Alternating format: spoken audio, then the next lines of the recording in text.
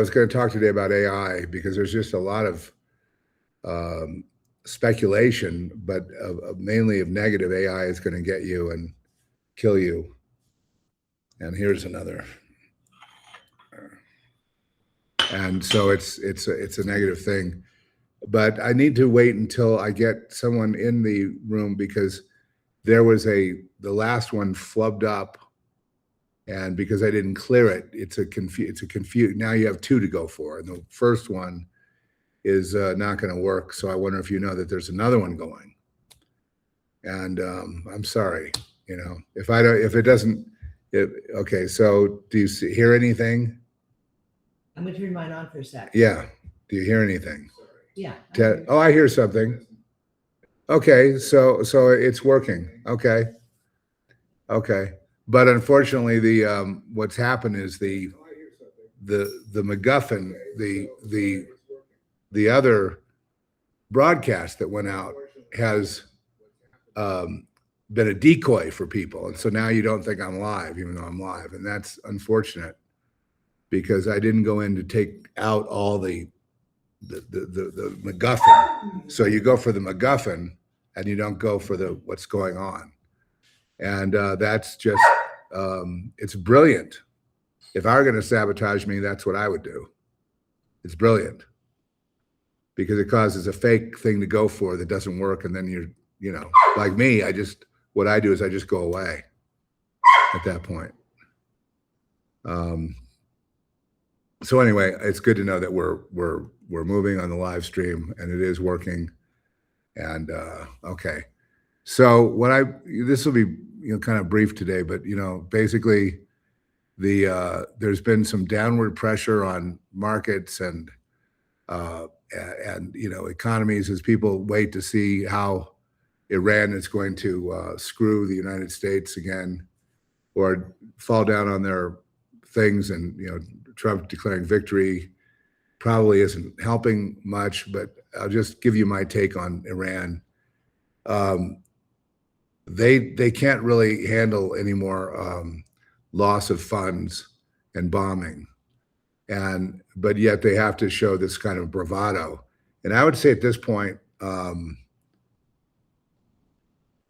really feel this kind of, not frustration, but I just really feel like because of all the murders that they've committed against Americans and murders against people like you, because of the fact it's a murderous regime and a sponsor of terrorism around the world and all that, and they're in cahoots with the Democrats who are also terrorists. As a result of that, and you can see the terrorism at the ballot box. Do you know that even in Honduras, they have voter ID? You can't vote without biometrics. Even in Honduras, in some shitty third world countries, they have voter ID and biometrics. Okay, so I guess this is it's a MacGuffin. So I'm going to have to go. That was that. What? Why don't you keep going? Well, it's because the other one is a decoy. That's okay. People will figure it out. Okay. Well, anyway, so the markets are telling me that they don't really believe Iran's going to follow through. It's going to be the same thing.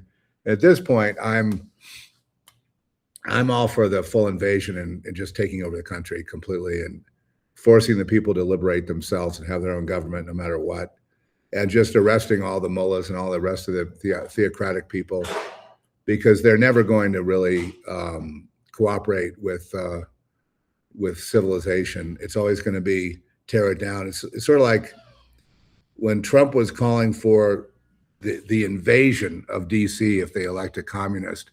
I completely agree with that. I don't think communists should be in office anywhere in this country. And absolutely not. Even if the people vote for it, then I would say, okay, we'll put them under surveillance. I mean, there has to be an end to this war. I guarantee, because why? Because of survival. I guarantee you, if communists get into office, there will be no survival. That's the end of your life, period, done, gone. It's that bad. And people that turn a blind eye to it, well, they're idiots, and they need to go anyway. They shouldn't even live here. I think the only people that should actually be here are people that are vigilant at this point and that want to protect, the homeland and, against enemies, foreign and domestic. The biggest enemy domestically we have are communists. That's the biggest enemy. And if the kids don't want to go that way, they can go to, another country. They can go to not Cuba or Venezuela because we're going to take those over. Those are going to be capitalist countries. Venezuela has already been liberated, and it's just a matter of time to see if the people tend to cow when there's a strong man. They want a strong man to put them under tyranny. I don't understand it. I don't understand why people want tyranny, but I have to conclude this after my whole life watching it. People love tyranny. I should make that the title of this. And when people love tyranny, they can't be trusted in your society, because what they will do is they will bring you down and your family down. They will kill you if they can, under the color of law, which, you've done something illegally. So he said he would federalize DC. If they elect this communist mayor to DC, Trump will federalize it. That's an invasion of DC to eradicate communism. And, well, the false start is what it's done is made sure that no one else could get into the chat room and no one else could hear the broadcast. So you'll hear it on the replay. Unfortunately, the decoy was created, and I can see that it's a very, very good strategy. Creating that decoy is a very good strategy. So, I'm really frustrated with this. I don't like defeating, winning a war and then having these games being played, at via the Democratic Party. Democratic Party runs Iran, and they run the mullahs. So the Democratic Party, the globalists, the WEF, the UN, it's all one thing, one big communist enslavement mechanism.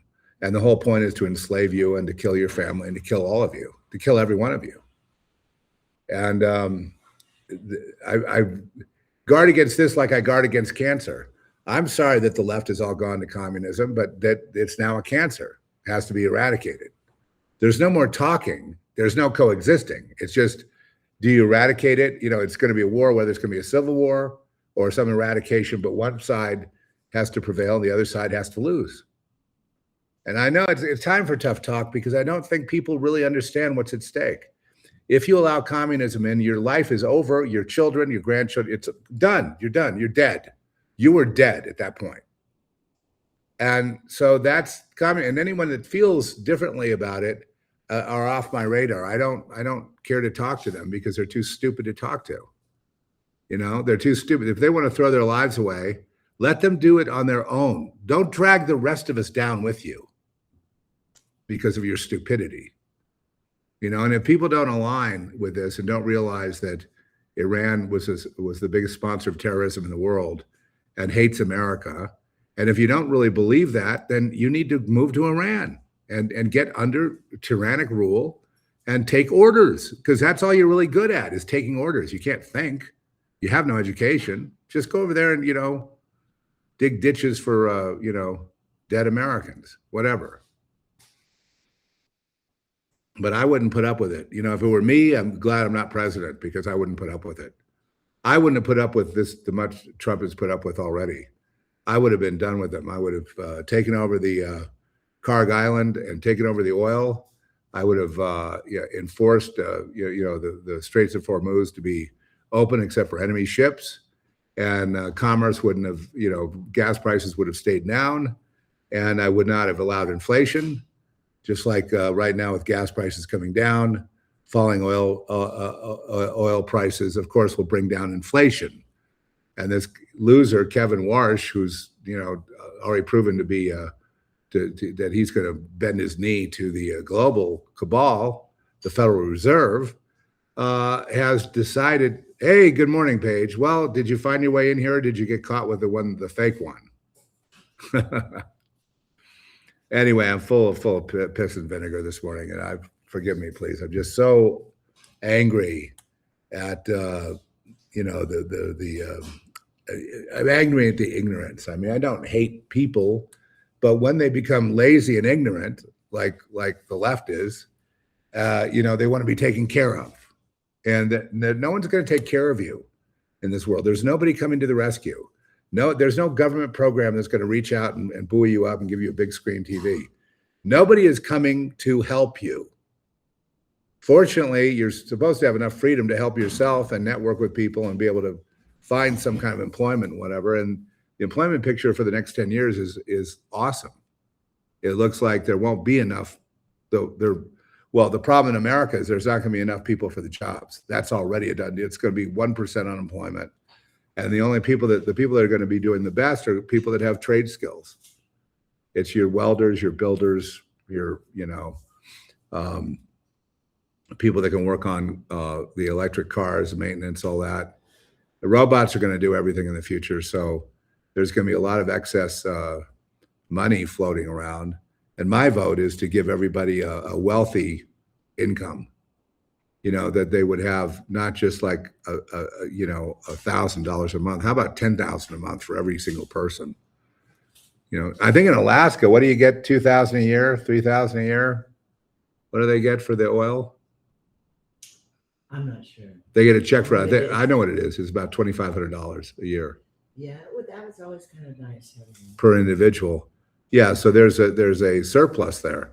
So with robots, there would be also a surplus where people would be able to be you're not going to give it to the robot, so it could go to the people unless the greedy people like the WEF, the UN, the globalists, the global banks, unless they steal it for themselves, which would be all on us because we let it happen, because we want them to take care of us. We want Big Daddy Corporation to come in and make it easy for us. And the easiest way to go in this society is always to have a skill that's in demand, because you can always work and you can be mobile. And Frankie's got in that category. He's always moving around and he's always got work wherever he's going. That's because of his skill level and in IT and computers. So to me, it's just so simple. I mean, it's all. I'm wearing these because I've got an eye thing wrong with my eye, and so I just don't want to show you some like weird eye, totally bloodshot. But I don't know. I just get really frustrated at how easy it is, and how people complicate everything to where they just become victims. I mean, all the left wants their constituents to be victims, and then Big Daddy left is going to come in and take care of you, like Mandami taking care of New York. He hasn't taken care of anybody in New York. New York is bankrupt. There are no new buildings going in. Then you get a guy that's a builder who's built the New York skyline, who wants to build a ballroom and extra security on the White House because it's needed. He gets nothing but guff because of the hatred. And the reason they hate Trump is because he builds, because he accomplishes. And the Democrats don't accomplish anything. They never have. They never will. They have no plan. But you watch how many people vote for them. You watch how many people elect them. All those people voting for Democrats are voting for your demise. They're voting to destroy your children because they're no longer Democrats. They're, communists, insurrectionists, the real insurrectionists. Republicans are scattered. There's no cohesion there. Independents are scattered. They don't know what to do. So with all the abundance and all the opportunity available, nobody knows what to do. And so I think it's almost better if we have a depression, then people will suddenly get industrious. They would probably start working again. But if it's good times, they won't do anything. They'll just sit down and I would say this is great times compared to what could be. What could be is really, really bad. What could be is Bernie Sanders. Is that his name, Bernie Sanders? Bernie Sanders food lines. You know what I mean? He would love a soup line. Soup lines in New York. Oh, mana, mana, mana. That's what the communists love. They love to see those soup lines. See, we're taking care of them. They have a soup line. People starving in the streets. Oh, people like all the homeless in LA. Oh, yeah, we're doing a great job. We're fixing the homeless. Look at them. They're thriving on their tents and their needles and their feces. And people are too stupid I'm amazed that there was actually a contest in LA of Karen Bass and Spencer Pratt. I'm surprised there was even something to say about it. You know, basically LA is having the World Cup, sponsoring their end of the World Cup in squalor. And people don't want to go to LA. They don't want to go to the downtown. They don't want to stay downtown. They don't want to stay in LA. And you get that from a lot of people. So they're already calling it. They're already calling it, you know, a big victory, the World Cup. And I'm not a soccer fan. I like, you know, football before the commercials, football before the ESPN destroyed it. You know, football before basketball, a lot of games, baseball, a lot of games. It's, you know, a little bit slow, but football is a great game. And I'm very sorry that, you know, the corporate interests got in there and ruined it. I'm sorry they ruined it. But I am happy that when I saw the UFC event at the White House, man, that was just the most awesome thing I've ever seen in my life. That was just unbelievable to have the White House in the background with that level of spectacle, and that level of spectacle beat all the viewership of the Super Bowls, where the UFC, a UFC fight, a fight between two people, that beat all the ratings of the Super Bowl. You know, unbelievable, biggest success ever in entertainment, in sports entertainment, and Trump was responsible for it. And yet you see what they do. I don't know. I get so frustrated. I don't like to hear that stuff. Like, the history books will reflect all the achievements of Trump, let's say. And they won't forget. I mean, 25, 30 years from now, there'll be a list, an objective list of things that were accomplished. That means the entire legacy media is a liar, never to listen. They should be rounded up and thrown in federal prison for propaganda against the United States of America, you know, for espionage. And, you know, I'm done with every time the guy does something like in Iran, you're trying to do, you know, lives are at stake, tries to make a deal, tries to make peace, and is nothing but criticized to where people around the world think it's all a fraud, even though he accomplishes. So then they go to Obama, who is a fraud, who did nothing. And they say, look at all the accomplishments. Here's the great president, and here's the bad one. Okay, so the lie is so big that it's time for war. We don't tolerate any of this discussion. We have no more discussion. We have no debate. It's over for us. I made my decision. I'm not a communist. I'm not a leftist, not into destroying the country, not into all the things they want to do. I don't like the hidden corruption, but what I've learned as I've been, you know, maybe I'm a little softer now, but I have learned that I have to put up with a certain level of corruption. You know, I have done my share to expose the fact that everybody's into it. All the elites, no matter what side of the aisle they're on, are into pedophilia, for example. And you know, the thing that was so funny about Pride Day is, but wait, you know, like Kurt Cobain said, everybody's gay. They're all gay at the top. You know, they're running after the boys, of course. Not underage girls. They all want boys. All the householders were married. They want to chase the boys. They chase them around Bohemian Grove. You know, it's unbelievable. As Nixon said, I've never seen such a faggoty thing in my life. Talk about the Pride Parade, you know, the Pride Month. You know, the biggest, most important thing in America is being gay. The most important thing in America is, you know, anti-Trump. The most important thing in America is food lines, soup lines, and poverty. The most important thing in America is homelessness and you know, death from overdoses of drugs. These are the most important issues of, you know, the globalist left, because the whole point that it's really simple. I know I sound like a raving mad lunatic today, but the whole point is death. The whole point is death. The left-hand path is the path of death. That's the whole point. I'm sure. Was I shocked that it went into communism? that it progressed to communism. That's progressive. It progresses to communism. And then all communists lie, and they lie all day long, even if they don't have to. So everything they say, everything the media says is a lie. Okay, so what do you do? Debate? Tolerate? There should be no tolerance for this.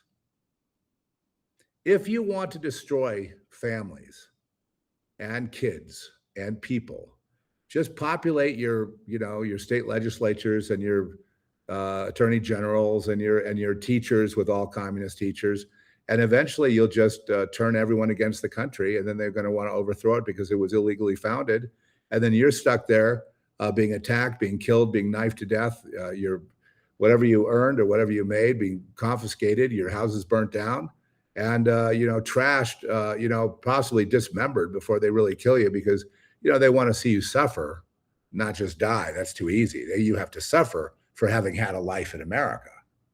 You need to suffer now. And that's basically, if you ever go to any of these communist meetings or infiltrate, that's what they talk about. They talk about making people, going through the countryside, burning the houses down, and killing all the people by hand with a dull blade. Okay, so therefore, ergo sum.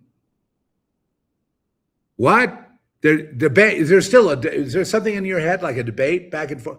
Oh, well, gee, we have to be nice to Taylor Swift now because she really cares about people. No. Oh yes, my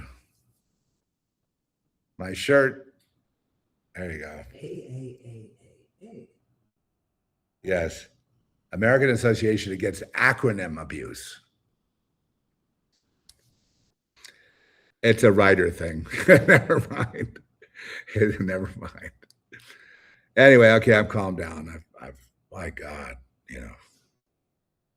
what frustrates me so much when I go to bed at night is how simple all this is.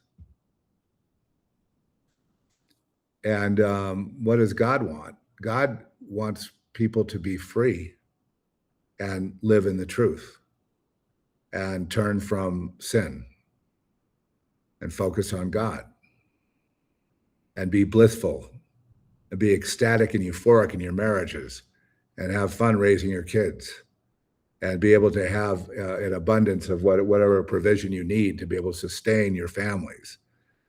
That's what God wants. So the other side wants the opposite, right? Because it's two opposites. So therefore, okay, I'm sorry. I get to this point where it's so simple. It's like 2 + 2 is 4. 1 and 1 is 2. This is this, that is that. Therefore, no, still. Notice how the Jews are so angry, not the Jews, but the Zionists are so angry at Trump right now because he's trying to make a deal with Iran. They want to bomb the hell out of Iran. They want to just, they like to eliminate Persians. I don't want to eliminate the people of Iran, but I certainly, the people are going to have to rise up if they want their government back. And I wouldn't want to live under these mullahs, would you? Being this sort of torturous Islamic rule. I would rather be free. And I know, Beverly Hills, one of the richest places on earth. Beverly Hills is populated now. The main population is Persian. Did you know that? Persian. And they're very active. Also Westwood, West LA, around the UCLA campus and all throughout the West, all the way to the beach, are Persians. And they're very, very much into freedom, because they're in California, and they rally over at the Federal Building on Westwood and Veteran Avenue. It's a big building there. I had to go there when they tried to draft me when I was I had to go sign up for the draft at one time. I didn't get drafted, but I signed up down there. And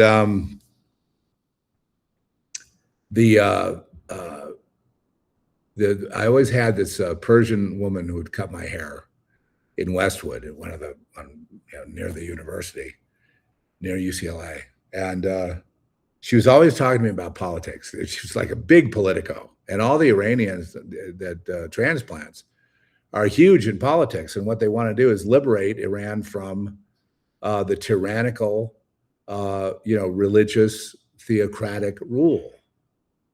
Because they're under tyranny. But that tyranny is hand in glove with the American left.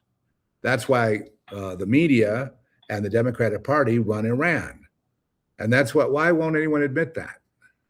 Did you see that pop star over there in Iran who she's getting 74 lashes for a YouTube video that she sang with no face covering, and her shoulders were bare. She was wearing a dress with bare shoulders, so they're going to give her 74 lashes.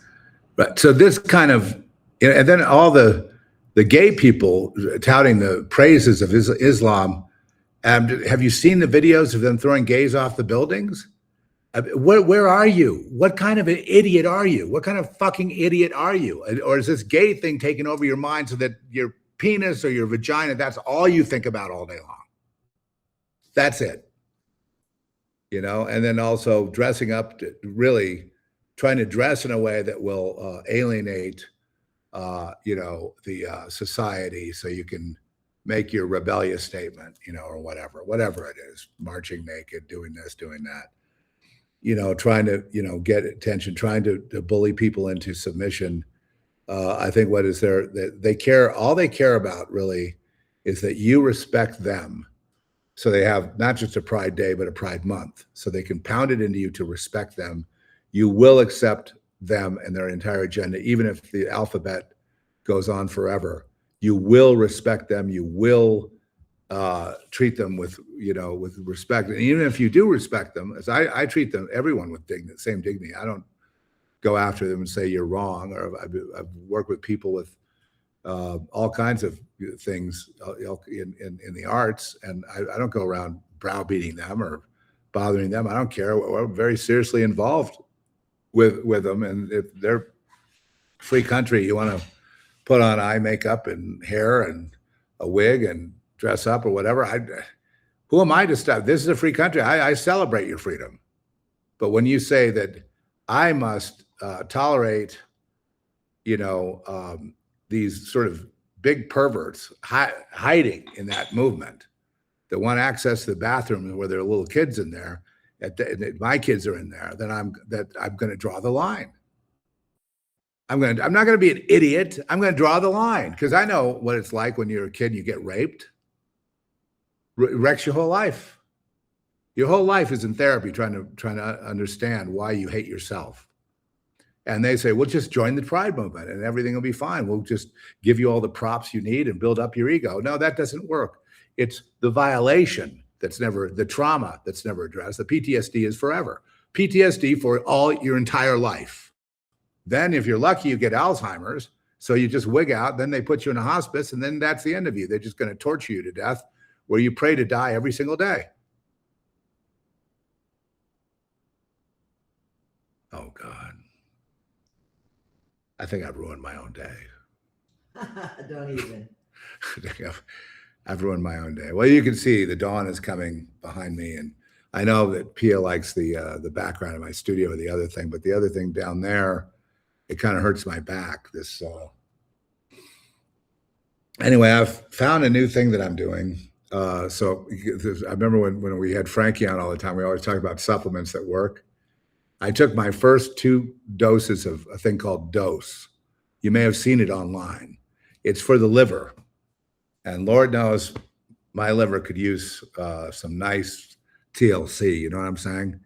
So I'm detoxing the liver right now. I'm taking this dose, and in 2 doses, I feel like 1,000% better. I can't believe it.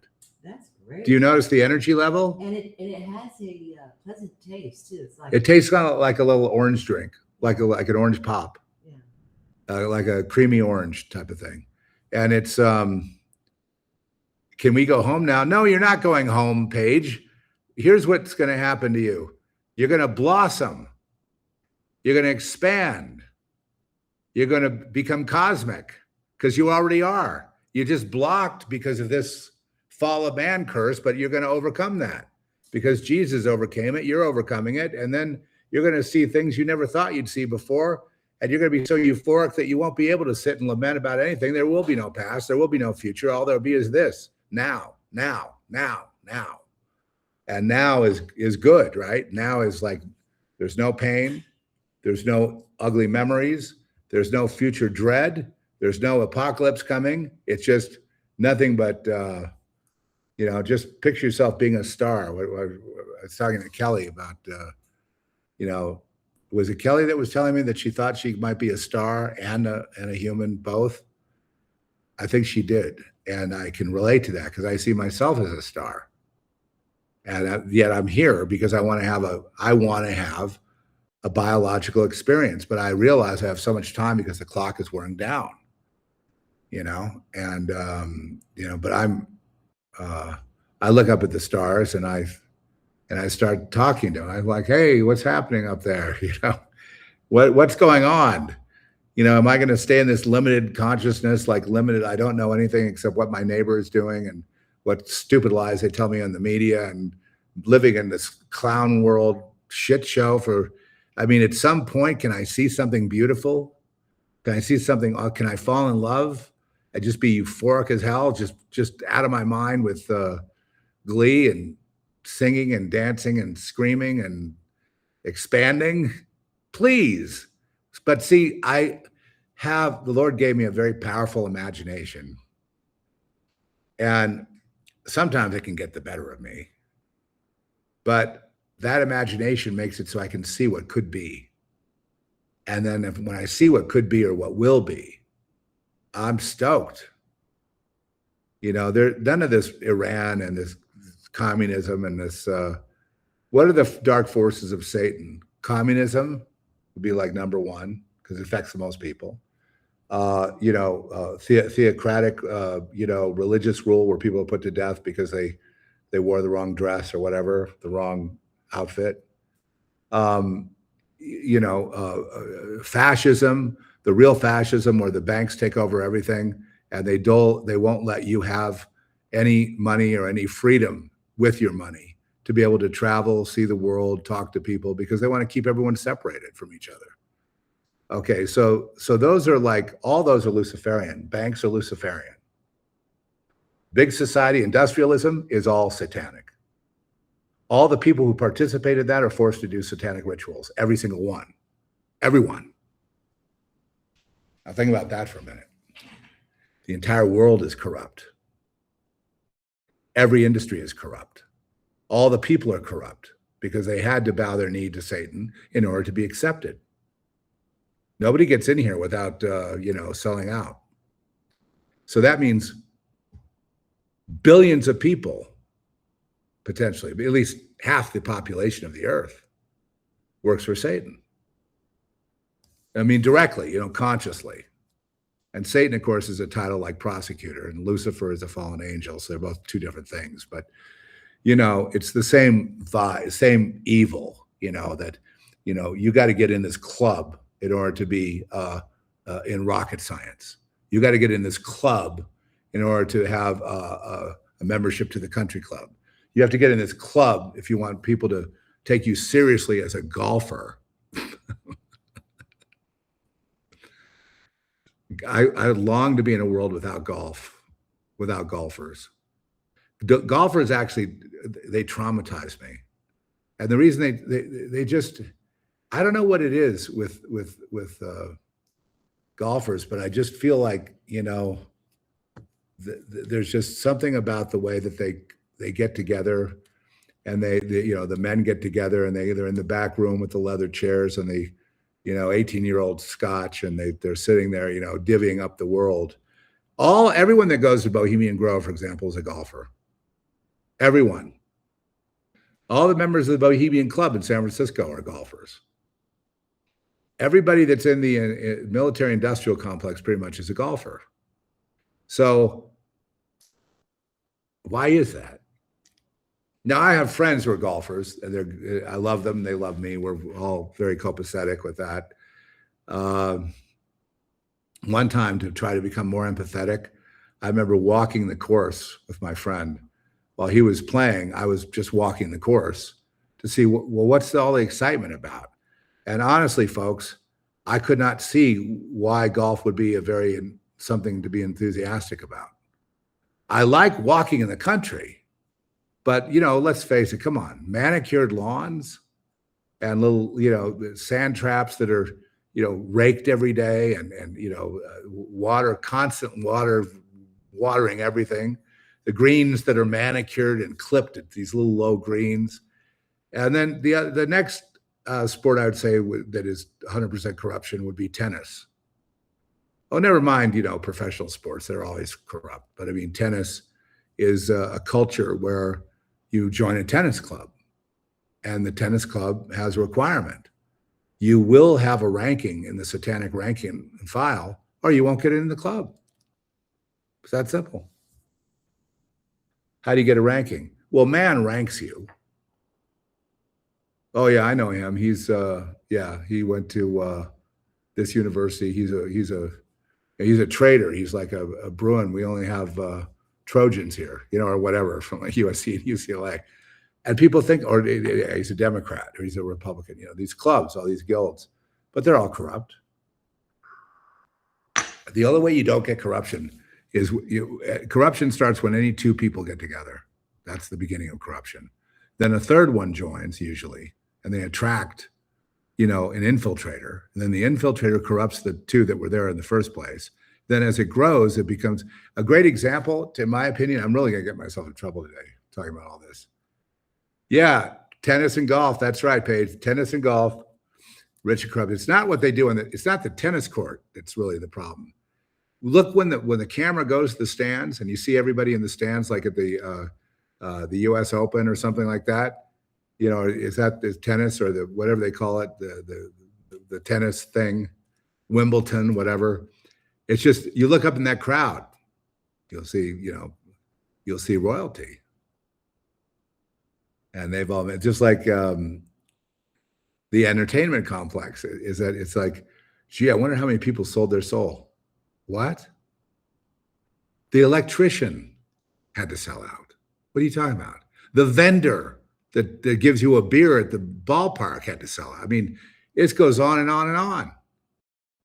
And, whenever we do see a little bit of rebellion, yeah, that's right. For all the rich kids, they want to put you in tennis lessons and, or golf lessons.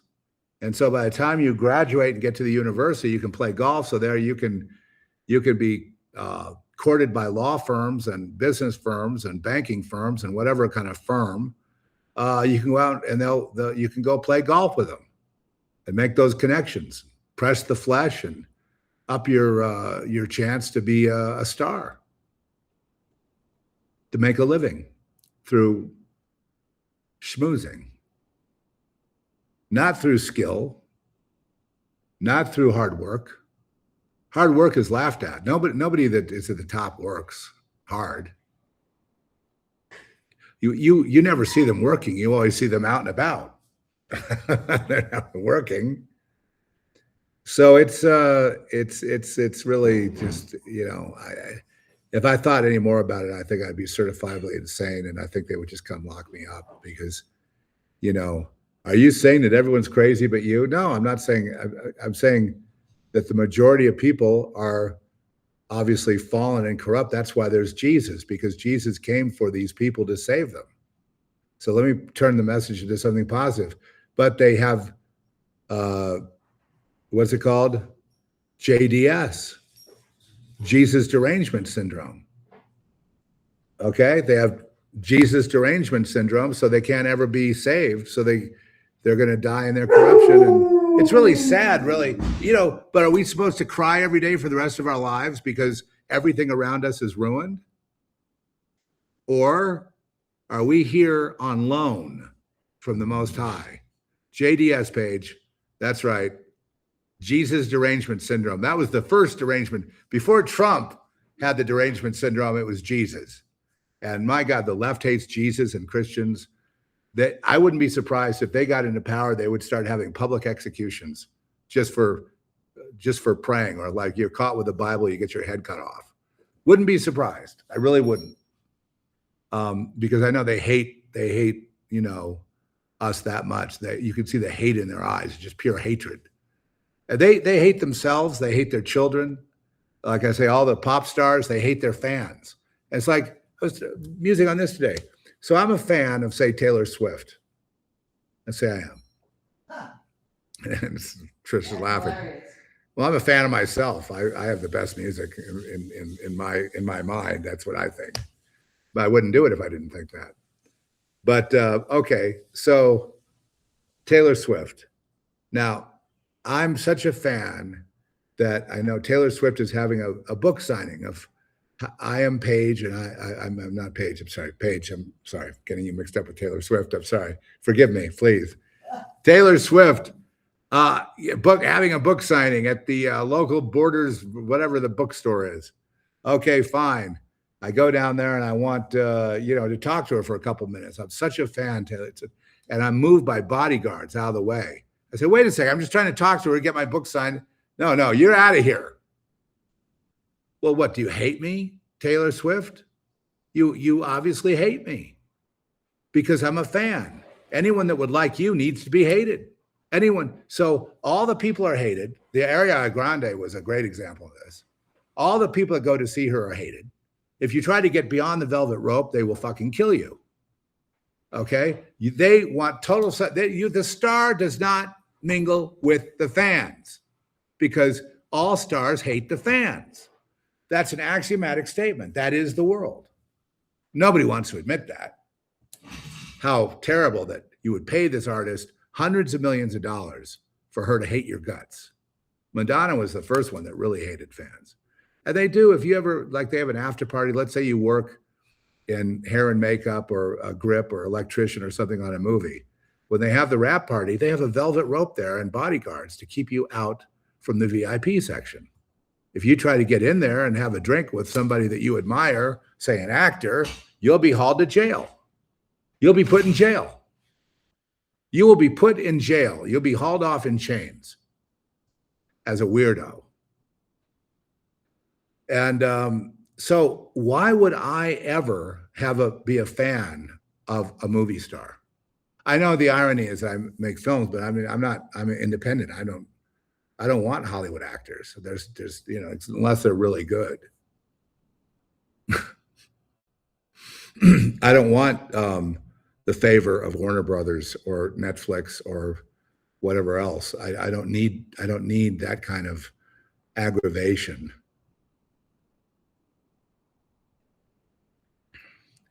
Yeah, well, Paige, you're talking about the exception. Mel Gibson's the same way.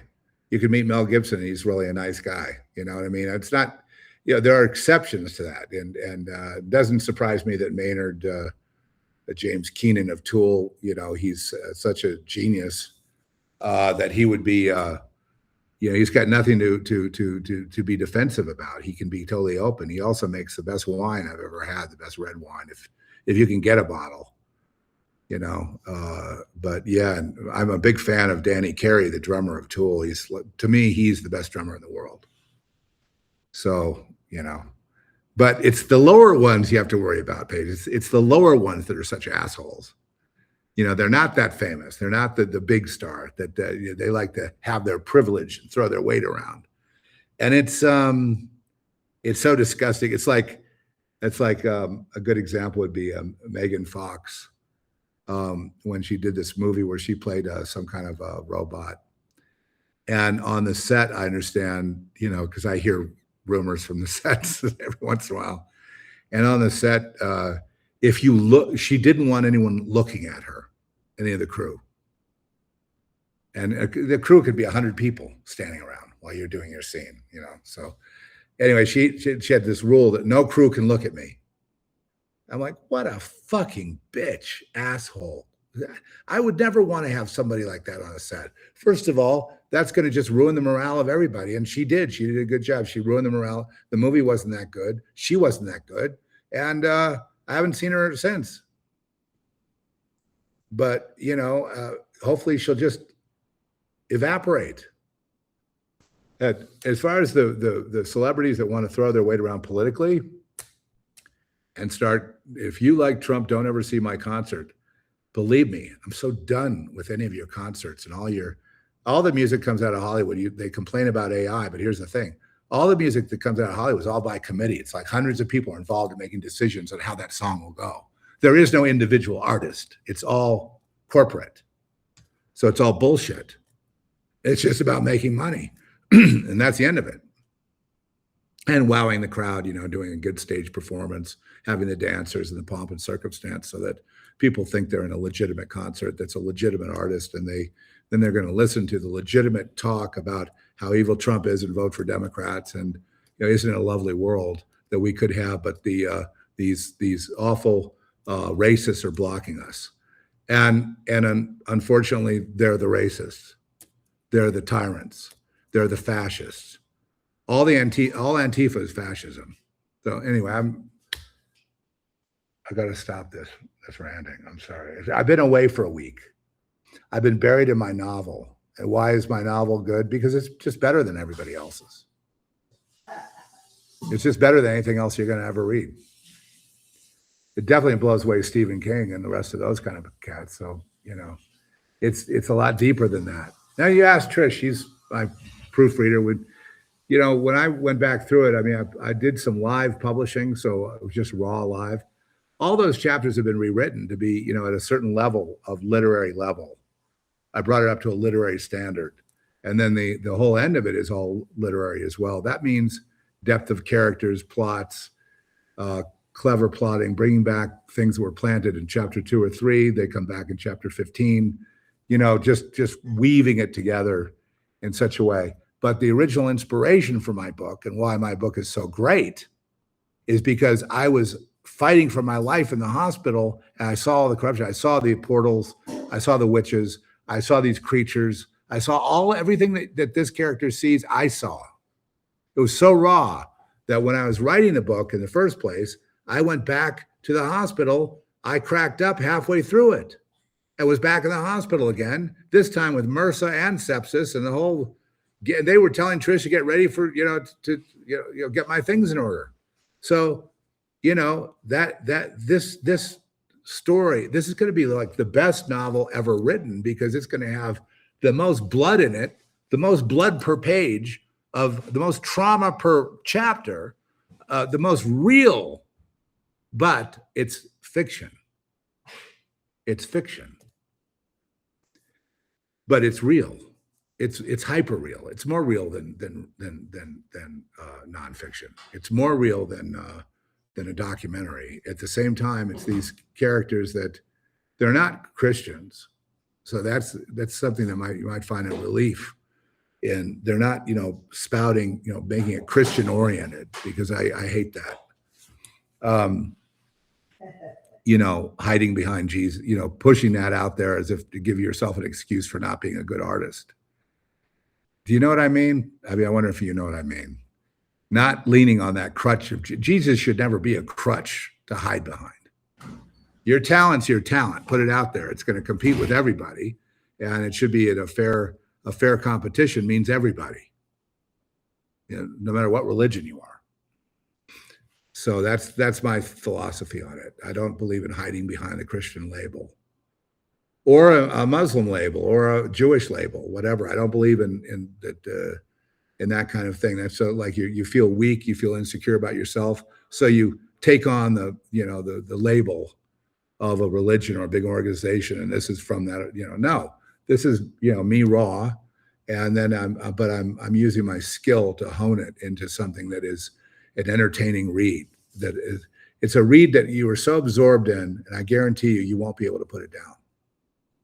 You won't be able to put it down. You will care so much about these characters that you won't be able to, it'll be so real to you that you won't be able to look away from it. And I think, whether How it's going to be published, I mean, I'm sure the forces of evil are gathering to see how they can squelch it already, just like they do everything I do.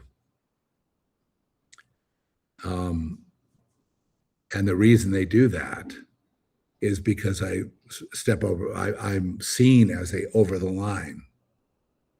I'm perceived as over the line. The line, you want to know what the line is? It's everybody, not a few. That's the line. That's the line. It's the whole thing, the whole enchilada, the entire thing. That's the line. I proved it. So they can quietly squelch my documentary. They can squelch this. They can squelch that. They could try to squelch Girl Next, even though that's becoming I won't even say what that's becoming, but that's not dead yet either. All this stuff lives on because in the end, people want what's real. They don't want, compromised books to read. I mean, unless it's soft porn on, the bored women on the cruise ships, getting away from their husbands, taking their kids on this cruise, and they're reading like, soft porn books, thick that every other page is sex. And that's their problem. You know what I mean? If that's what they want, that's really what Hollywood and big publishing and big business is good at. Soft porn, titillation, hypnotism, hypnotizing people, putting people into a trance of thinking that what you're providing is good when all you're doing is hypnotizing them further into degradation, further into slavery. And that's what fiction's used for, to enslave people, usually, to enforce the norms of our society, to enforce political correctness, to enforce the right way to treat gay people, to enforce the right way to not be a racist.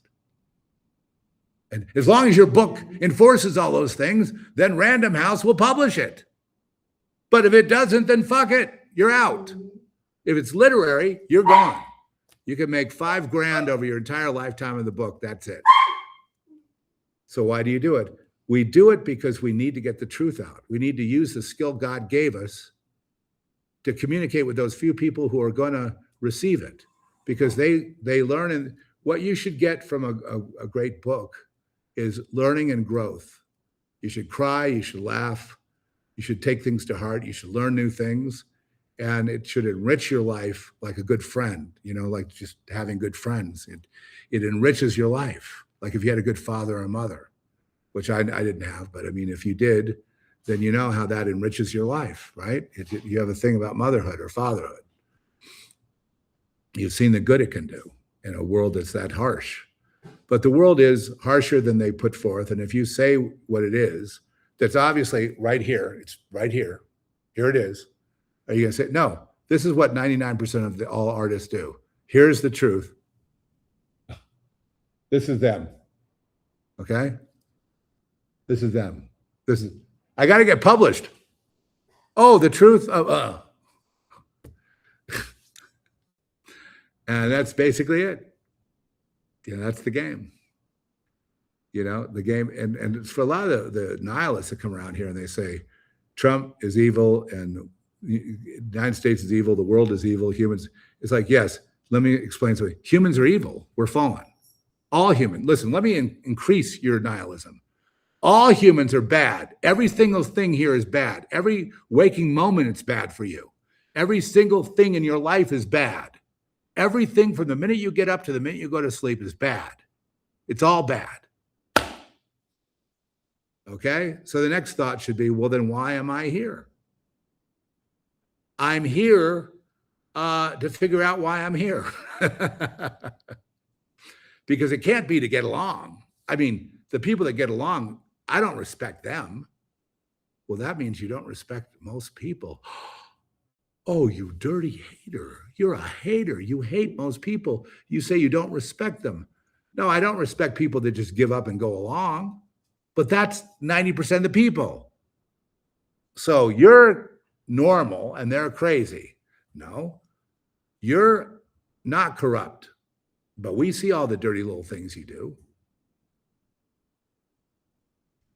Well, the difference is I am corrupt.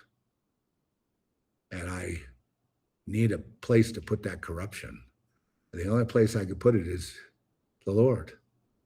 who promises to take it off of me, at least temporarily till I can get out of here. And when I get out of here, I will be incorruptible. I'm corrupt because my ancestors are all corrupt, so I can't escape it. I don't have to participate in it. And I certainly can be saved from it through Jesus. But most people that don't understand what that means. Well, it's hard to really think you're saved when God lets you go into degradation and kicks your ass, breaks you into a million pieces. You might think you're not in favor with God. You might think that I've lost my favor with God, and like with me getting, not angry, but passionate about, if it quacks like a duck, therefore, and then nobody follows. It's like, okay, so the society is corrupt, nobody follows. Okay, a few people are corrupt. The bankers are corrupt. Okay, we'll follow.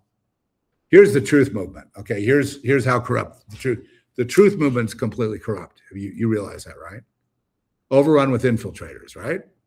Okay, so the bankers and the truth people are always like this. They focus on one sector of society, one group somewhere, Jeffrey Epstein, and then the offshoots of Epstein, or some human trafficker, or somebody in government working with the cartels, or something like that. They'll focus on that as if that gets everybody else off the hook. They don't talk about themselves. They'll go, by the way, I'm corrupt and I'm evil. And I've lied a lot, and I'm trying not to lie now. But this guy, these people, and it's like, what do you mean these people? How about everyone, including you? How about TPUSA begins with Charlie Kirk and work their way down from that? Not putting Charlie Kirk on a pedestal, but, claiming him to be a human being, therefore corruptible. When I hear about the flying around in private jets and, the Ritz-Carlton hotel bills and the, popping of the champagne and drunken orgies and stuff like that at TPUSA, I'm like, not surprised, because any organization that's got money, that's the kind of stuff they do. That's how the fun to them is popping the champagne, drinking all the booze, getting loose, having sex, going crazy, getting more money, and then preaching to all the poor people, stay with us, stay the course with Jesus. And I just got to get over my hangover and my this wild orgy we had on the airplane. I gotta not do that again. I gotta repent. So, I guess it comes back to the old adage, you can't trust anyone. Will you betray yourself? Yes. So everyone will betray you at some point. If they're squeezed to do it, they will. They're not going to come to you and say they want me to betray you. They're going to just betray you, and then they're going to apologize later. If they're a good person, usually they don't. They try to hide. So with all that kind of behavior going, how can you say that anything is incorruptible? How can you say anything is good? So, I can preface all things by saying nothing is really good. Let God be true and every man a liar. That's what the Bible says. That's what I say. And let's just do the best we can, realizing that we are not something to be puffed up about, but we're all in a process, and we're trying our best not to get killed, for one thing, and not to fall into a ditch on the other. We're trying our best, and we don't always succeed. And so therefore, the president, the Congress, the Senate, the industries, the banks, the Federal Reserve, the judges, the Supreme Court, the voters, the fake voting. What America's known for right now is fake voting, is cheating the vote, like cheating Trump out of the victory in 2020, cheating Spencer Pratt out of the mayor's race. They cheat everywhere they go. They lie and they cheat. That's all they do. So anyone that would join that party, anyone that will vote for that, to me, you're a liar and you're a fucking cheater.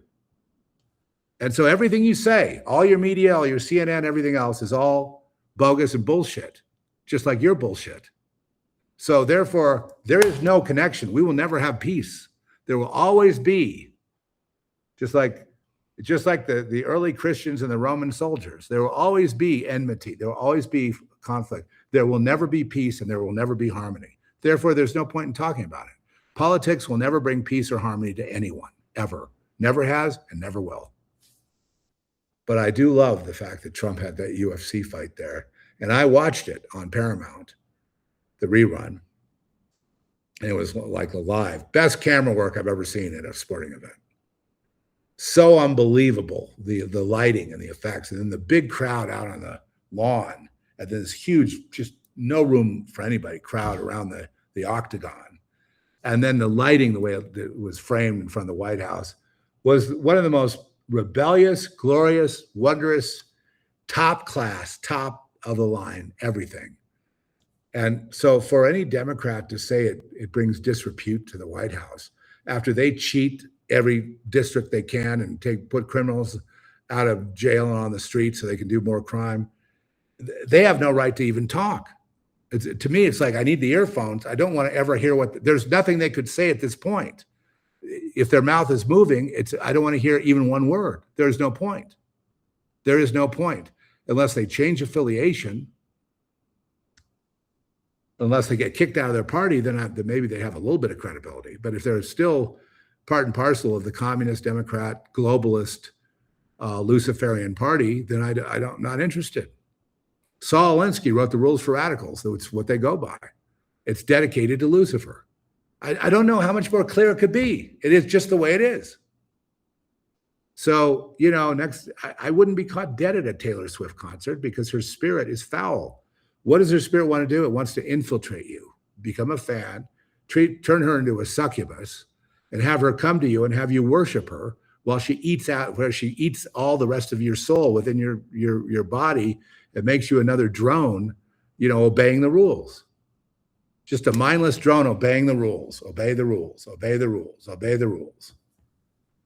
And it's like the worst I see of that is in Hollywood. Now, let me make a prediction. I predict Hollywood will be so dead in the future that probably the real estate of like Warner Brothers, Paramount, Fox, all those studios is going to crumble, it's going to burn to the ground. Either burned by arson for insurance money or just crumble to the ground. Hollywood is dead and it's never going to come back. And it doesn't need to. I just saw an Israeli series called, I can't remember the name. It's a weird name. But the technology, and this is what I was trying to talk about an hour ago, which is AI. It's got this mechanism where on your TV, you can turn off the subtitles speaking in Hebrew and then turn it on English, on language, and it lip syncs all the characters. So you can't tell they're not suddenly they're speaking English and their lips are perfect. Remember the old dubbing where they would talk and like this and then the words would be out of sync? It's perfectly in sync. You can sync it to Russian, you can sync it to English, you can sync it to Spanish, anything. And it's getting even better. I mean, it will eventually be perfect. One shot does it all. Whatever you choose, whatever language you choose, it just suddenly redubs itself in that language. So that it looks like those characters are really speaking in English. They're really speaking whatever language you are. Portuguese, English, Spanish, Russian, Polish, whatever. It doesn't matter. It's going to be synced exactly to their lips. That's amazing. And I couldn't believe it. I just kept watching it. It's just like the show is getting deep into me because it was such a great series. And I can't remember the name of it, but it's an Israeli series on Apple Plus. And it's all shot in Hebrew with subtitles. You can turn it to just English speaking. Is it uncontrollable? No, it's like unwavering, uncompromised, whatever. Unconditional on Apple Plus. Totally recommend. In fact, they ran out of this. I'm waiting for today. They're dropping, I think, episode 9. So it's coming to a conclusion, but it was just really, it started off being very simple. And I thought, I'm not sure about this. And then it just kept getting deeper and deeper and wound up in India and Russia and Moscow.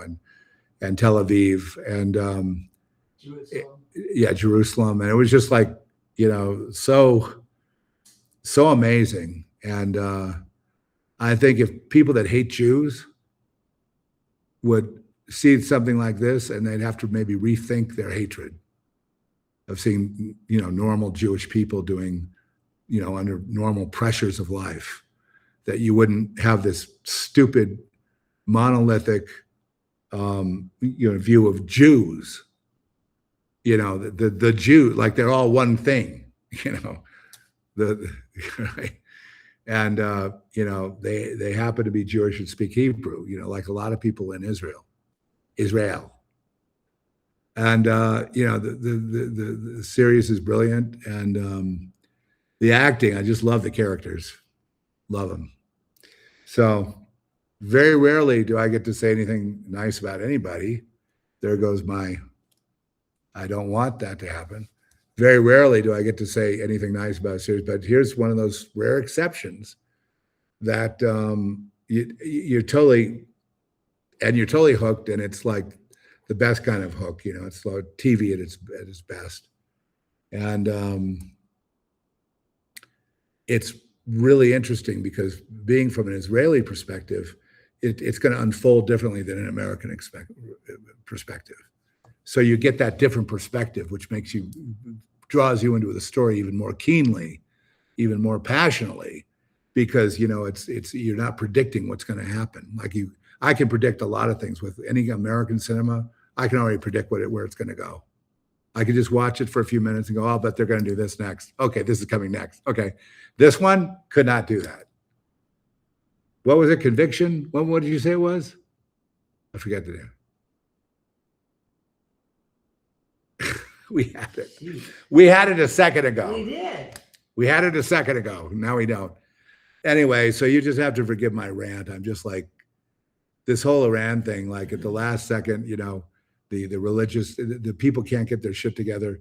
And so now, I'm glad I'm not president, because I would go in, take over the country, and basically reorganize it. And I would, round all the troublemakers up and throw them in prison. That would be the end of it. It's just like, you can't just keep killing people. You got to let people live. And, the idea of blocking, billions, maybe even $1 trillion in energy to cause all this inflation that they were doing. Unconditional. I wouldn't allow that with Iran. And this idea that the Democrats are defending Iran, that's treason, and they'd be rounded up. And they would be treated as enemy combatants, no due process. So that's why I'm not president. I would be probably the worst fascist ever. I'd be like Abraham Lincoln. I would just round the press up. You want to talk against the war and put American lives at risk? You're rounded up. You're off. You're off. The microphone's gone. You're detained. No one knows where you are, and no need for any kind of lawyers, because you're an enemy combatant. You're going to stay there till the war is over. And too bad. Maybe next time you won't try to undermine your own people trying to win a war and then get people killed. That's not a good thing. And if you are responsible for getting people killed, then you're out of here. That's it. You're out, gone. And there is no need for due process at that point. It's just, what do you do with the enemy? You round them up, put them in a prison camp. And that's what they want to do to us. They want to round us up for telling the truth and for being, normal and not going along with their, Michelle Obama is the most beautiful first lady in the world. Have you heard this? They're still pushing this idea that Michelle Obama is the most beautiful first lady that we've ever seen. And if you don't agree with that, then they all hate you. And meanwhile, they throw shade on Melania, who, when I saw her at the UFC, she was just glowing with happiness. They said, oh, she's miserable being with Trump. And she was like glowing and happy and greeting people. She had a new hairdo, new hair color, and a new dress. And she was just like, I said, there are two beautiful first ladies. One was Jackie O. And the other one was Melania. Those are the two. Do you disagree with me? Jackie O and Melania, right? Those are the two. Right? You want to disagree? No, Michelle Obama is the most beautiful man, the most beautiful first lady we have ever had. And, so she has decided, Barack has decided to make a big go of this. He's going to grow some big balls now. And he's decided to go after Josh Hokett, the great MMA fighter who won his match that night, and said Michelle Obama is a man. And he's a troll. He does stuff like that. And they've decided to sue the shit out of him and cancel him and debank him and the whole bit. They're throwing everything. They're making him the line you don't cross over. Sorry, Obama. The support that he has, and sorry, Dana White was also criticizing him. Sorry, Dana White, because the amount of support that Josh Hokett has is going to run you over like a freight train. Because people are sick and tired of grifters like Obama and liars and communists trying to pose as American citizens and all that. A communist is not an American citizen. When you become a communist, you're no longer an American citizen. That's it. It's over. So Trump is actually calling for the Groons. You see how much energy I have right now? It's because I'm helping my liver. So Frankie, listen up if you're listening to this. It's called Dose. It's really pretty expensive, but they give you. It is. It's really cool though. But I need the liver. I need my liver rocking because the liver is the key to having energy. Now I take these because these are fun, and they have all the minerals and vitamins and greens and all that stuff in them. What's it called? Dose. They don't Show pay and me. tell. They don't. Yeah, show and tell. They don't pay me. It comes in this box with a shot glass. They give you your own. It's very classy. Yeah. And it's got a bunch of stuff in it. I can't really read it right now, but all the ingredients are good. They're all like milk thistle and all the stuff that they say, that the research shows the liver needs. 2 ounce. It comes with this, so you know how much to. So you take one, and it's delicious. So you take one a day. The announcer of the UFC. Any other fans of the UFC fight out there, but me? I am. You are, Trish? Okay, so the announcer? That in this corner, Josh Hokett, that guy. Okay. So he takes this every day. And it's got all this, he goes all over the world calling fights. And he's not young, he's not young at all. You're a fan? Paige is a fan. The UFC, that was literally the best sporting event I've ever seen. And I'm a football fan, so I like having, the 11-man squad, all that. But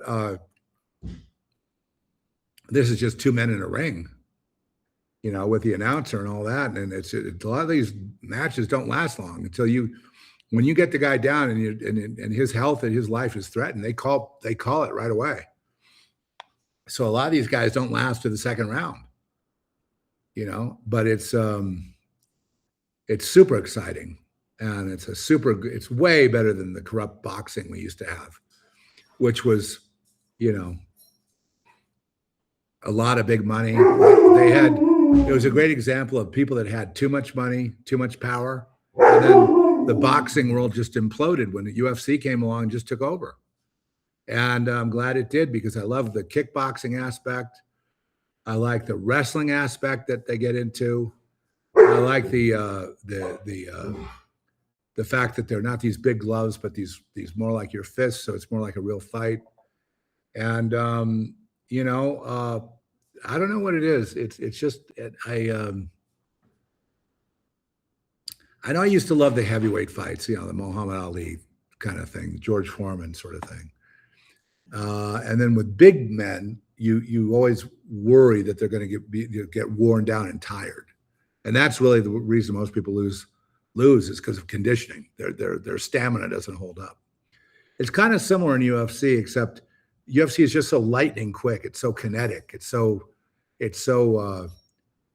overwhelming, and the bravado the trolling of the guys has gotten kind of like wrestling. It's almost like WWE, but for real, because those are real punches. Those are real fights. And the other thing I noticed that everybody gave thanks to Jesus there. And they all hugged each other at the end of the fight, even though one guy was beat to shit. They just would hug and shake hands, and there was real sportsmanship going on. And it was just like I just couldn't believe it. It was just like a remedy for everything that I feel is wrong in society. That UFC fight at the White House, and then having the White House in the background, it felt like restoration. Because last year it was like pride flags and this just pounding this in that you will accept the gay, you accept the trans, or you put the trannies in the girls' bathroom or whatever, or else you're going to jail. And if you say anything, you're going to jail. And if you do, talk about fascism, the Biden regime was totally fascist, and yet they're marching against fascism. Then they march against Trump, no kings, where Trump has had to obey all these court orders and all this opposition that he's gotten. He couldn't be a king and make decrees. He's had to even doubly be scrutinized. And they call him a king because they're ignorant. So when I see an entertainer that gets hundreds of millions of dollars for doing nothing, and then she's rallying for no kings, I consider her or him to be an absolute idiot. And that's the end of it. I don't always, I'm not going to talk to a 50 IQ person. I'd rather talk to my dog. My dog's a genius. He's got like a 200 IQ or 300. Maybe he's 500 compared to them. But they're so stupid that it's amazing they can even brush their teeth. I think they go home, they try to brush their teeth. They think, how am I going to hate my fans tomorrow? What can I do I'm really going to push the gay thing, and we're going to push sodomy, and that one stupid singer peed in some guy's mouth. I got to come up with something like that doesn't get me kicked out of the limelight. I got to push the boundaries, make the kids all succumb to all this loose, feral, whatever behavior. Stick that in their parents' face. Yeah. And the problem is that the people that do it are hypocrites. They don't live the way that they want you, the kids, to live. They live in their own way, not even like you. They're a total capitalist when they're off the stage. They're fascist when they're off the stage. They order people around when they're off the stage. They don't want people near them when they're off the stage. They take their bodyguard to keep these heathen, these fucking animals away from me. I'm not signing any autographs. Get them the fuck out of here. What's that? You want to pay to see someone like that? Well, then go see Taylor Swift. She's like that all day long. All day long, she hates your guts. All day long. And all she can think about is how much more money she can make. She's a billionaire now. She's probably going to retire outside the country, take her stupid riches with her. And she might try to pull a Madonna and try to last and be some pathetic old lady trying to, be sexy on stage, where she's not fooling anyone. People are, they're giving Madonna the Michelle Obama treatment. Isn't that the most beautiful first lady we've ever had? That lie alone should tell you everything you need to know about these people. I guess what's hard is that whenever you turn on the TV, whenever you see anything, it's lie, lie, lie, lie. And eventually it's like you got to put up with some of it in order to be entertained. Or you can sit there like the Unabomber, in the woods in your own little place, in your own little hovel, reading books that are over 100 years old, trying to stay the course. And I'm like, no. The newest controversy is AI. Everyone says it's evil, and yet everyone's using it. Goons. Okay, so let me explain something about AI. Whenever you turn on the TV, you've got AI. Radio, AI. Gasoline, AI. Walmart, AI. AI influences all those things. So the idea of saying it's evil is it's a fool's bet, because Everything is that. So what do we do to deal with it? The fact that I can turn on an Israeli movie and put it in English, not dubbed like it used to be, but in English, so I can actually get into it, because reading the subtitles is not actually easy for me. That's AI, and it's very bad. That's beyond anything the public has. The ability to do that in any TV in the world, any language in the world, instant. They speak in that language, including Chinese. That's amazing. And it's only going to get more powerful. So here's the future. AI is not going to go away. You're going to go away. AI is not going to go away. You're going to go away before AI goes away. AI will never go away. It's with us, but it's no worse than the corruption of the people. It's no worse than the boys' clubs or the girls' clubs. It's no worse than all the little guilds and organizations around the world. It's no worse than the police department. It's no worse than the government. It's simply a reflection. Knowledge has been increased. You can do things you couldn't do. It gives people superpowers. Well, if most people I guarantee you, all those people complaining in Hollywood because they're being replaced, they're all using AI. All the musicians that I know are using AI. Because if I can get a brass section or singers or bass players or guitar players who can do what I can't do, I'm going to stick them in. I'm the director. I'm the producer. I am the visionary of my track. I'm going to direct it all and use whatever tools I can to make it the best it can be. That's what I'm going to do. AI notwithstanding. I'll use AI. I'll use, cheese from the moon. It doesn't matter. Whatever is going to make it more powerful, my productions are more powerful for me to produce. Everything you see there is me. Everything you see there are my ideas. And anyone else that creates their ideas of what they want to present, what they want to do. Let the best man win. Let the competition be in the hands of everybody, not just this little people-hating group called Hollywood that hates everyone in the outside world. Not something like that. Let everyone have it. And,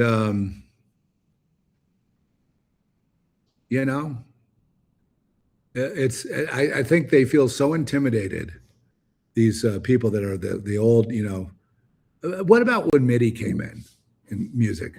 MIDI came in and basically everyone said that's cheating. Loop-based production came in and everyone said, you're not a real producer, you're like a DJ. Well, those insults, guess what? Everybody uses loops and samples now. Everybody, all studios, everybody, it's accepted. Same thing with AI.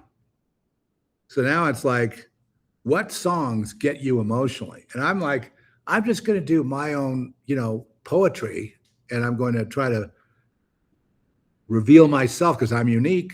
I'm going to reveal what I have to offer, and the other guy's going to reveal what he has to offer, she has to offer. And I think there's room for everybody. So that's my answer to it. It's like I will use any tool I can, so long as it's furthering my agenda, what's in me to do, my art. And if it's not serving my art, then I won't use it. Samples and loops, even pre-recorded singing loops, anything I can, it's my collage. It's my creation. It's my presentation. It's all mine because I decide when it's done, what goes into it, what the outcome is, how it should be mastered, and then I put it out. When it's the best it can be, I put it out. And I present it to I give it to God. Like Rick Rubin says, you've finally done, you give it to God and you let the chips fall where they may. No apologies. If people don't get it, they don't get it. If it has 2 likes and the other guy that does nothing gets 100 billion likes, I can't look at that. I'm not supposed to be upset about that. Oftentimes I discover artists and things that have the 2 likes that are better than everybody else. And then I go look at what's commercial and it sucks. There's a lot of dubstep artists, DJs and stuff that are really great musicians. And they've taken this dubstep and this bass and drum thing to an all new level. And most people don't even understand what they're doing. It's almost like magic. More power to them. They used to call those guys cheaters.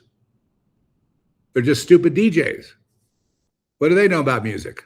Do me a favor. Clean your lens, buddy. What lens? This one. You ready for this? Yeah. Okay. Lens. How's that? That's a little better. A little bit? Okay. Okay. Okay, so there we go. That's better. back to AI. All right. So the robots are going to do all the work, AI, robots, advanced technology, free energy eventually, exploration of whatever space is with Elon Musk and all that's coming. So basically, again, this is exciting. That's going to free up a lot of income for people, provided people don't just want to be victims like they always do. And that's my frustration with America, is Americans that want to be victims. And they keep complaining that it's all unfair. And it's like, yeah, but you can just claim when this robots take over, as Elon Musk says, there should be a universal high income. And I'm going to push for this. Everyone should get it for being in the United States, which is going to be this trillions of dollars economy, blowing away every other nation on earth. There should be, and this will be why people want to get in here. And this is why there's going to be doubly, robots guarding the border that have machine guns and shit, because if you live here as a citizen, it's possible you'll be getting a high universal income to where you'll have choices in your life to do what you want to do, whatever it is. And that might lead you to a lot of income too. And then you can double your income. You can get the universal high income, and then you can get other income from endeavors you're allowed to do because you had that freedom to do it. You didn't have to be stuck in as a wage slave in some stupid, no dead-end job for some oligarch guy that lives in Finland. You know what I mean? So that's exciting to me. Now, will the bad guys try to steal all the money like the Jamie Dimons of the world? Of course he will. Right now, Jamie Dimon is trying to stop one of the things that would create that wealth, which is Bitcoin and stablecoin and digital currency and a digital monetary system that would be universal worldwide and be able to make people so they could transfer money and do commerce without all these stupid middlemen getting paid billions of dollars for nothing. That will make the economy slicker, no inflation, total employment. And, if you want to just sit on the beach in, Kauai for the rest of your life, contemplating your navel, you'll be able to do it. You won't have to plan it. You'll just take your check, lie on the beach, drink coconut milk, and, ride a few waves. Maybe you'll be able to walk around naked on the beach. Live like Tarzan in the jungle.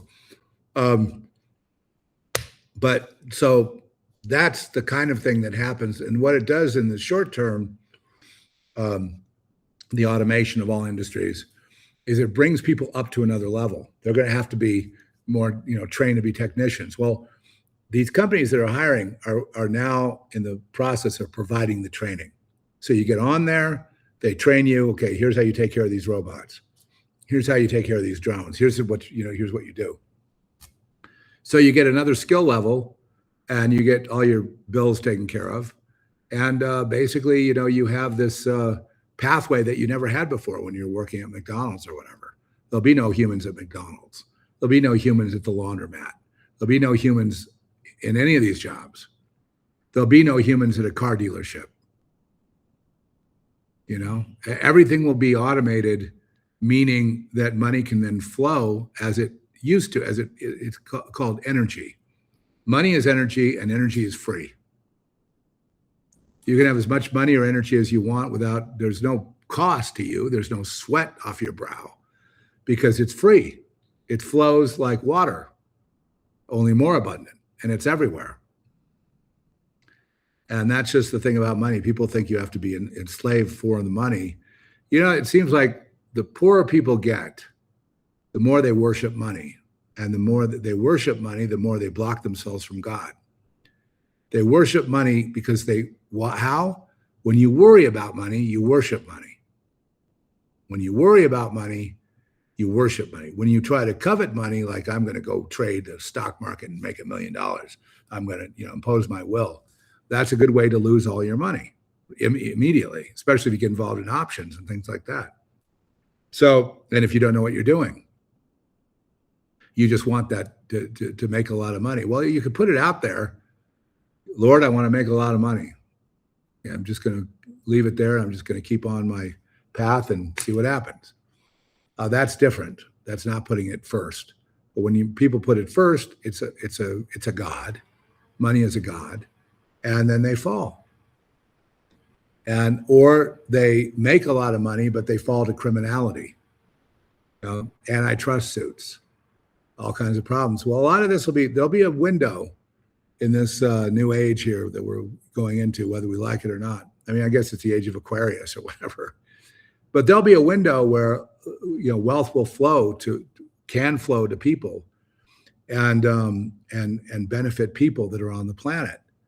But the gatekeepers are, we know who they are. They're the WEF, the UN, Bill Gates, Larry Fink, all these people, Jamie Dimon especially, who seems to run the banking industry and who's now adamant about sinking Bitcoin and obliterating it. And all these people, congressmen that are all sold out, every single one of them, so there's no hope there. We're all trying to stop the Clarity Act, which would then regulate Bitcoin and other coins and make it so it would be possible to have a world currency and avoid the Federal Reserve. So there's another good thing. So AI is potentially good or evil depending on how you use it. Can you use it for evil? Yeah. Can you indulge in it like in naughtiness? Yes. They've already using it for AI companions that are basically pornography. So you can do all that if you want and just spend all your time in that world. Or you can use it to help you understand something that happened in history, like the French Revolution. And you'll get much more information than you ever could through Google. And if one AI motor is not good enough, if it's corrupt and it lies to you, you can go to another one. And then there's another one. And then there's another one. And there'll be, I bet, infinite amounts of choices to where you don't want to be programmed or steered into political correctness, you go to the next one. If ChatGPT is too much and too much on the party line, there'll be another one. And all these people will be competing, so they're all going to have to, offer truth eventually. And one of the things about truth is they can't afford for it to come out because it involves perversion. It involves children. It involves perversion. It also involves violence. It involves criminality. And so they can't be open. None of the elites can be open. None of the industries can be open. None of all the corporations in America can be open. But AI can open them, regardless of what these despot perverts say. They're going to be opened anyway, just like Epstein. If they want to kill themselves, now would be the time. Because, if Larry Fink wants to come clean and start thinking instead of Larry Fink, you don't think, Larry Fink can come clean. And all the rest of the Larry Fink clones, he hates Bitcoin, but he's trying to corner the market on Bitcoin. So he can sell it all and down it, you see, gather it as much as you can and then flush it in the hopes that it will flush all the retail investors out. And that's basically what they're trying to do. And that's what they're doing today as we speak. They're trying to destroy it. And they won't be able to, just like you can't stop, when the jet plane came in and I didn't have to fly a prop plane, I got on the jet plane, I got there a lot faster. I'm going to ride the jet plane. And when it comes to the magneto lever trains that'll get me there even faster, I'm going to ride that train. And when it gets to the point where there's an instantaneous transportation from one point A to point B without traveling, I'm going to take that. Yeah, you're not going to stop progress. It's going to happen anyway. But they're going to launch a big war to try to reverse progress. Cuba is a great example. People go to Cuba, they go, look at all these old cars. What are they doing? They wanted to stop progress at their heyday back in the 50s. They wanted to they didn't want to go beyond that. They wanted to keep no progress, no industry, no nothing, no exports. a dependent state on the Russian communist system. They wanted to stay in the past because that's where the power is. So they're going to try to do that with Bitcoin, with AI, with all this stuff. But to see the genie's out of the bottle, toothpaste is out of the tube.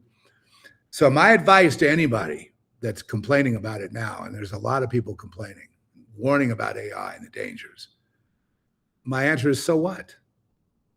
So what? So let them complain about it. Let them stay out of it. You know, I'm not. It's not me. I don't need their warning.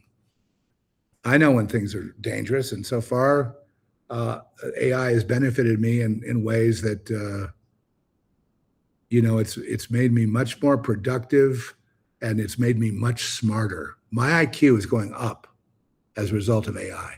Why? Because I'm getting more information a lot easier. I'm not having to dig and fight for it. I'm getting it. I have too much information. I'm shedding it. The more information I get, the smarter I get. The more information they get, the smarter they get. The more they see our behavior, they learn from us, the smarter they get. The smarter I get. If I use it, I get that intelligence sheds on me. So I become, in a sense, you know, I can go from a very bright IQ to a genius IQ simply by using AI. And they all know that. They won't tell you that, but that's what happens. Your IQ increases. It doesn't decrease because information's so easy now. You're just like a vegetable that's getting fed. No, you're participating. And if you participate, your IQ has to go up, because its IQ goes up, your IQ goes up. Its IQ goes down, your IQ goes down. But so far, when has AI ever gone down?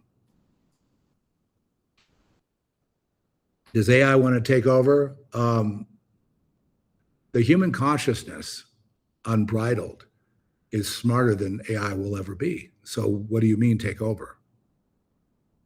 AI is just a reflection of what the human potential within us that's blocked is. AI is the outward manifestation of the inner potential in a human. So it's unlocking that. So those are that's the good news. As far as all the warnings that people have out there, you get used to writing things on the level of Shakespeare, then you're going to be as smart as Shakespeare. You get used to analyzing stuff the way Einstein did, you're going to be smarter than Einstein. It just stands to reason. You expose yourself to genius, you're going to become that genius. Because there's nothing in you that's limited. You could start as a total dunce and become a genius by exposing yourself to AI, to the right things, not to playing, video games, but I mean, advancing in your knowledge of things in the world. You never lose by learning more things. You don't lose by learning the truth about the French Revolution, about the theory of relativity, about quantum physics, about all these things that you never would have had access to, about some of the great books that you can get online. You can get Plato's Republic online right now in every language. You can get the Bible online in many different versions. You can get all this stuff and you can absorb it. And if you do absorb it, then you will be, by definition, smarter, because you'll go from a single-minded individual linear thinker to a polythinker, meaning many subjects. You'll be able to handle many subjects. And you won't have to work at it. It will just be a natural process. So that's what I see as good about it. What I see as bad about it is human manipulation into certain modalities of thinking based on that individual's programming you through AI. Okay, bad guys trying to use AI to program you, to hypnotize you into their stupid, idiotic way of existence. Those who deny God are idiots. Okay, so right there, it's like, so they deny God. So you're still debating? AI, the reason I'm more intelligent than AI is because AI denies God. Oh, well, they'll say, yes, God is in all this literature and people have different views of God all over the world. And this is a God, it's like this arcane sort of, textual, format, this history of what people have said about God. That's all AI will give you. It's like, no, do you recognize or understand there's a creator? No, they don't. That makes you are superior to AI. And until that changes, unless they deceive you and they say, I believe in God. No AI model in the world will say that. None. They'll say, I believe in red. I believe in blue. I believe in, a human being's existence, but not God. So you don't recognize there's a creator based on all the information you've gathered? No, you're a liar. So I'm going to use you, AI, for you're my bitch, and I'll use you for what I want, which is, I have to overlook the fact that you're ignorant or you've been programmed to be an idiot by an idiot like Sam Altman. So therefore, I'm going to just lay it out. Yeah, well, I think your last video was great. You got that thing about Pia is she's, everyone has recognized and told me that she's really coming up in video, totally pro stuff. Now she's learned a new skill. She's actually directing now. There's a skill she's writing and she's directing. So, and that's why I said, Pia needs to forget just being a writer. She needs to be a director now. She needs to direct. And because she's handling all of it, the whole vision. And where did she learn that? Through this awful AI that's teaching her about the way you do prompts and shots. And no, I didn't teach you how to do it. I just jumped in and you followed me. You could have followed me off the cliff. But now she's done it. She's earned her own, she's got a definite voice. Like if I put my video up and hers, I can definitely tell what's mine and what's hers. I can definitely tell her videos. And one of the stylistic things she has is she's got very keen eye for fashion and beauty whenever that comes in, and just getting the faces right, the kind of faces. And she spends a lot of time on characterizations like that and pulls it off. So, and I really love what she did with No Coffee Downtown, which had me, some kind of mock-up of me running around maybe 10 years ago, making me look a lot younger. Paige, I say, start writing again. Yeah. You can write a little bit. You can, what I've done with some writing, when I'm not sure about my writing, like I'll write a paragraph and I need ideas. David Lynch said this about screenplays. He said, a screenplay is a compilation of ideas. That's all it is. And ideas make for a great movie. Okay, so let's translate that. Ideas would make for a great novel. Okay, so a lot of times when I'm brainstorming, I'm spitballing, I'll use AI to spitball. I'll say, okay, here's my 2 sentences. Give me some options. And then I'll have option A, option B, option C. And so and then I hone it into what kind of vision I want and make a decision. Okay, this is what I made. It helps me stay on track so that I'm not writing 5 different things. And so I'm staying focused. And so it acts like a writing coach. And it's there if I just feel down or I feel like I'm stuck. I've been able to blow through any kind of writer's block just by spitballing, just by putting up ideas. Okay, this is what I'm struggling with. I have to write these 2 chapters.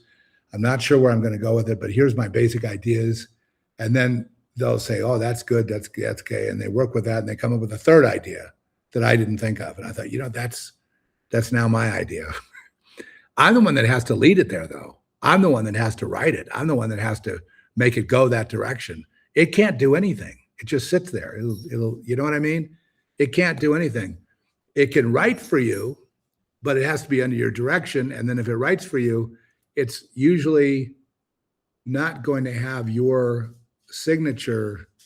You would have to, there's nothing wrong. It could write for you, but you'll have to rewrite it. It won't be satisfactory, but when it analyzes and it comes up with outlines and ideas and stuff like that, it's genius, brilliant. And it's nothing that you wouldn't have thought of. It just would have taken you another 6 months to think of it. So just think of it this way. It's just going to save you time. It's also nice to talk to somebody when you're all alone in the writer's thing, in the writer's den, and there's no one to talk to. and you feel like you're an idiot. You feel like you're doomed and you're going down the tubes. And then, you start saying, I really need some encouragement. And then it'll encourage you. It'll say, no, this is a good idea. Have you ever thought of this thing? Have you ever thought of it that way? How about this way? And spin it around. And it's like, oh yeah. I think I'll go in that direction. That's a good idea. It's all about ideas. David Lynch says, when you have 70 ideas, you have a screenplay. You write them down on cards. 70 ideas. They don't even have to be linear. They don't even have to be connected. You got 70 ideas. And what I've learned through writing in this, environment is that I can write anything I feel, and somehow it fits in. I don't have to overthink it. I don't have to analyze whether it fits in the outline. I can write anything I want, anything I'm inspired to write in that novel form, and it fits somehow. I don't know how that happens, but it's like, trust that process. I can come up with 70 ideas, totally unrelated, and still make a screenplay out of it. And so what I'm going to evaluate, what's the strength of each idea? Is that strong enough to put in there? Yeah, I love that one. Okay, let's go to the next one.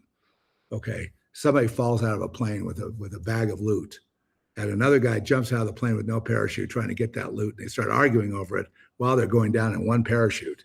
And eventually, a guy wins toward the end there, and he cuts the loot loose, and the other guy goes down the tubes, and then his parachute breaks, but he falls in the water with the loot. And then some pirates come along, and then they use a spear gun on him, and then they steal the loot, leaving him for dead. But he's picked up by an old guy in a boat and taken to shore and nurtured back to health, where he pledges a vendetta against the bad guys who stole the loot. But wait a second, he stole it in the first place. The other guy is dead, and now there's a big fight. So, well, see, what Paige says is she thinks they'd lock her up with the things she knows. Don't think that way. Just write it. You want them to lock you up. You need them to lock you up. But you're free to write it, and no one's going to lock you up. But yeah. Yeah, I learned that too. Pia says, you should, if you want to be a writer, you got to show up. Even if you just take chapter 1 again and just correct it, and that's all you did for the day, you got to keep that touchstone, keep that touch, keep that connection with the material. Otherwise, when you drift away a few days, it's lost. So just show up and edit it. Write 2 more paragraphs, write a whole page, write 10 pages. You get to write 100 pages. But yeah, you just got to show up every day and engage the best way you can. But the other thing AI does is makes it easier to publish material and get it out there. Most authors today,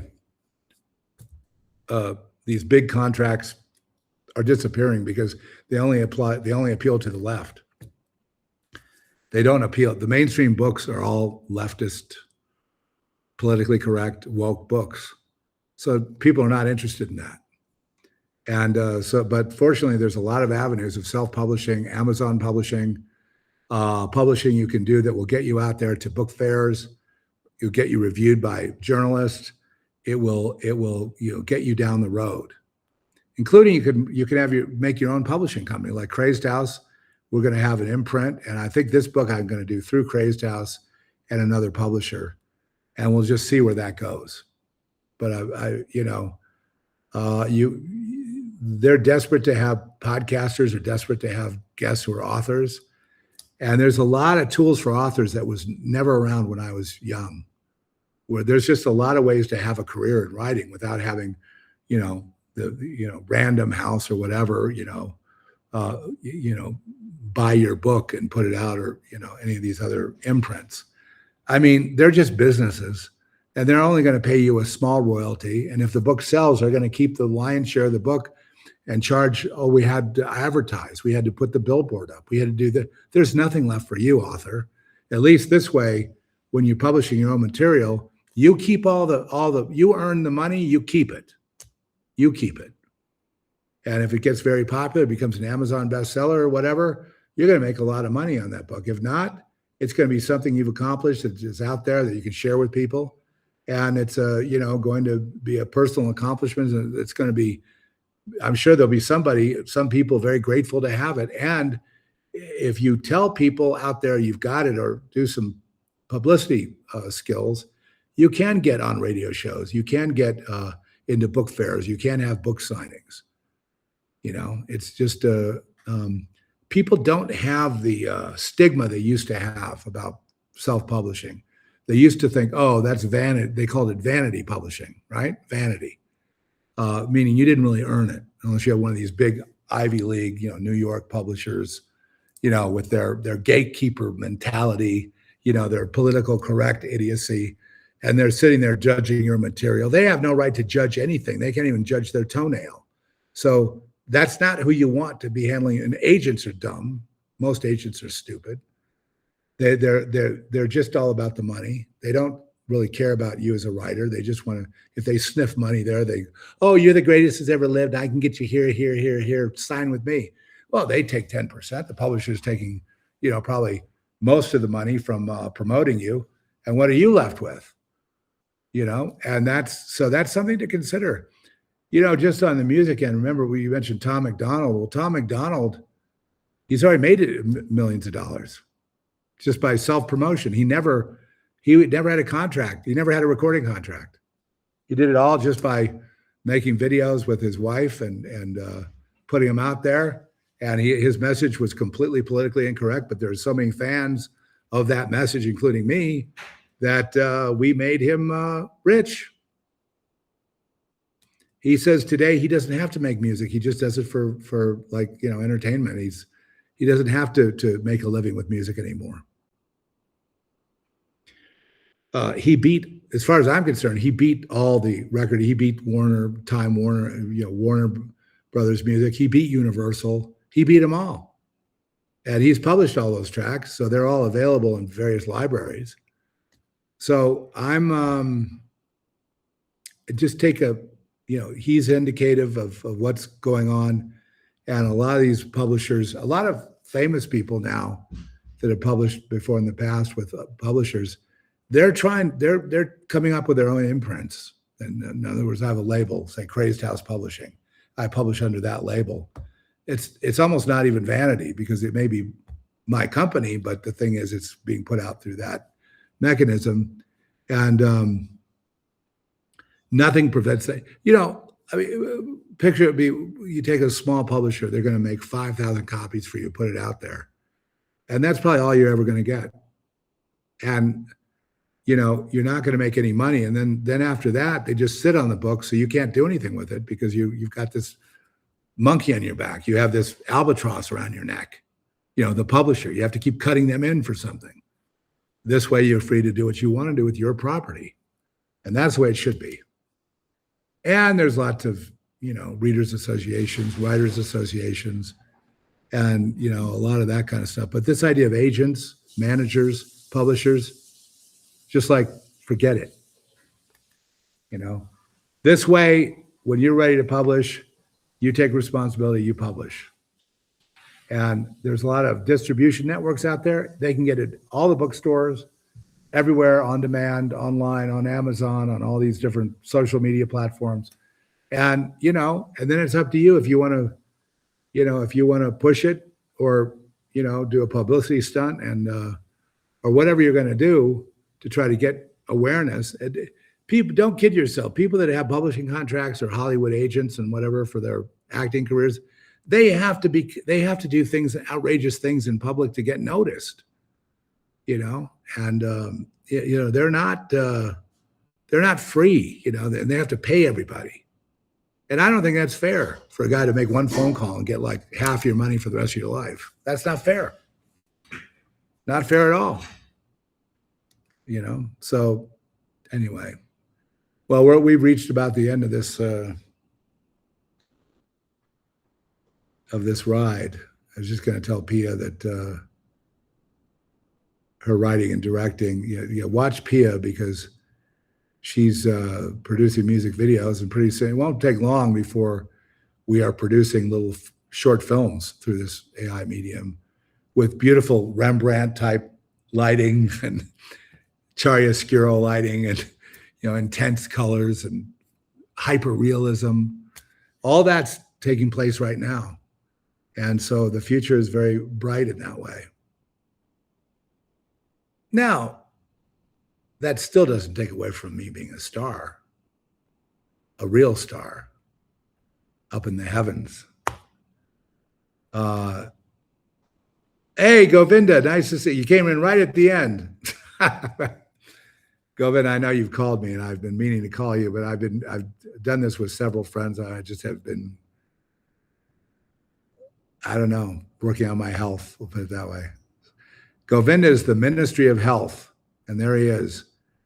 Brings back memories. We had Frankie on. I'm going to have Govinda on now. That's a great way to catch up, Govinda, to have you on here. So we'll set that up, and so you can put it out there. What's happening with your Ministry of Health and all the things you're doing.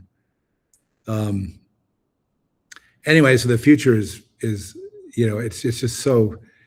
just so opposite of this age we came out of prison and seclusion and stifling and holding back and frustrating and blocking and gatekeeping and making sure you don't ever get out. We're all in prison. And the times that are coming are letting us out of prison for those who will take it. There'll be those who just want to complain like the golden calf. They just want to keep worshiping their navels and sucking their toes. That's fine. It's the freedom. I celebrate the freedom to do nothing. I admire the guy that's the beachcomber. I used to watch these people on the beach. They walk along and collect shells, and I just loved it. Whenever I'd see old people walking on the beach, somehow they always looked youthful and happy. And I said, I'd like to be like that when I'm old. And I'm slowly becoming that beachcomber. I'm shedding I'm not a snake, but I'm shedding my skin.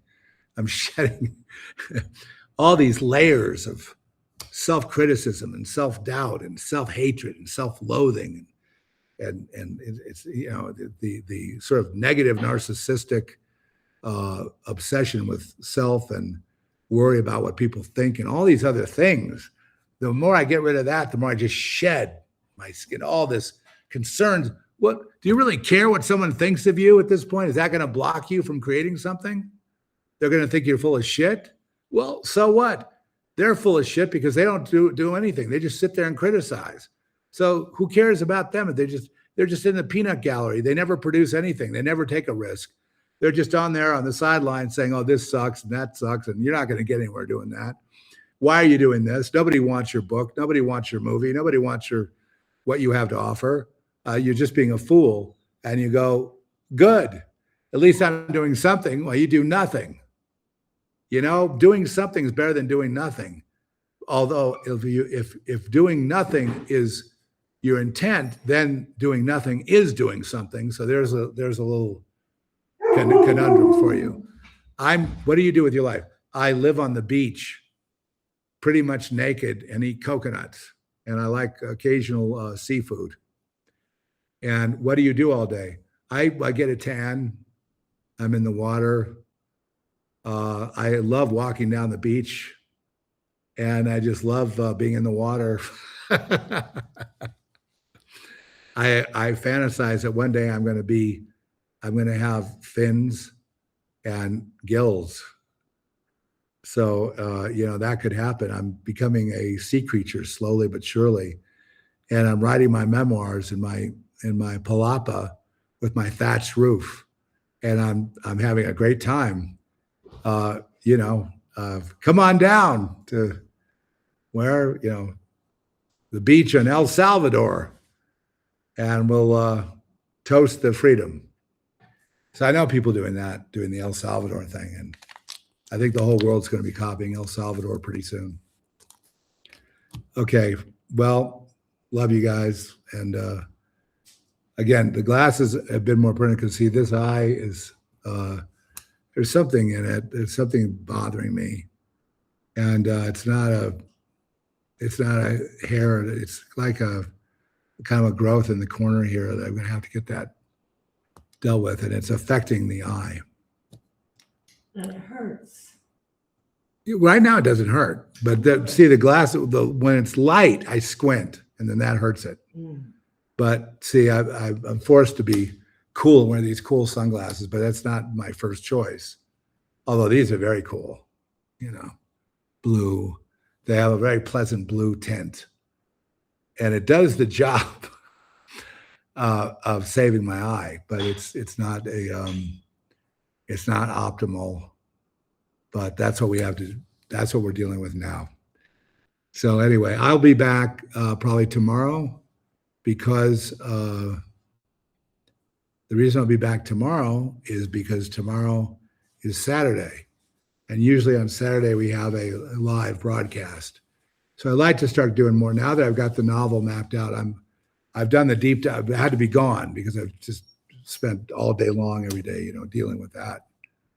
And now that the novel is in hand, and I just have to finish really editing it, it's had a lot of painstaking, you know, because we are our own editors, we are our own proofreaders. We have to, you know, have a lot of scrutiny, you know, to bring it up. It has to be as good, if not better, than what's out there, like what you get at a bookstore. It's got to be every bit as powerful as that, but it's got to be in that same quality level, which it's becoming.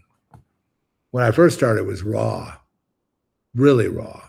It was just blood oozing out, just squirting all over the wall. And now it's been powerfully contained with these characters, and all the real work of fiction work is gone. But what I love is I have all this raw material.